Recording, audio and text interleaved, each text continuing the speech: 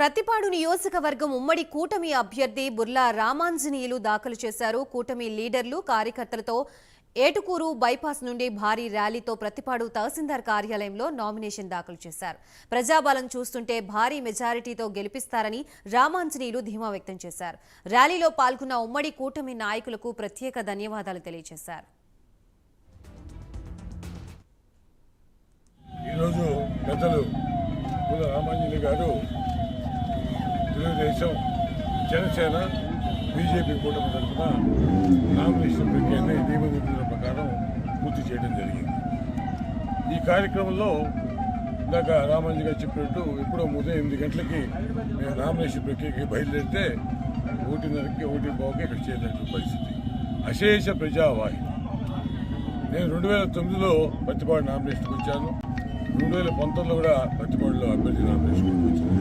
అప్పుడు నేను ఒకసారి కాంగ్రెస్ పార్టీలో, ఒకసారి వైసీపీలో ఉన్నానండి. ఇప్పుడు తెలుగుదేశం పార్టీ.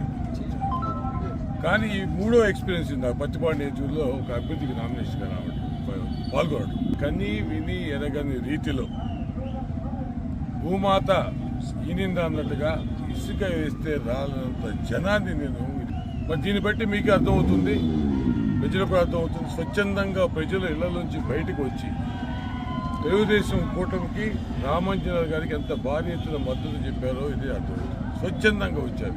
దాదాపు 5 నెలల ముందే గాలికి వదిలేసి నియోజకవర్గాన్ని వదిలేసి వేరే నియోజకవర్గాలకి షిఫ్ట్ చేసుకెళ్ళే పరిస్థితి.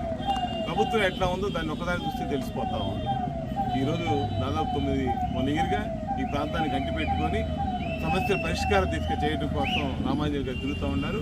వారిని గెలిపించే కార్యక్రమం చేయమని సమస్యల పరిష్కారం మీకు పరిష్కారం తప్పనిసరిగా చూపెడతారు. ఈ ప్రాంతానికి సరైన వ్యక్తి రామాంజనేయులు గారిని నేను 100% 100% నమ్మకం అది గెలిపించుకోవాలి.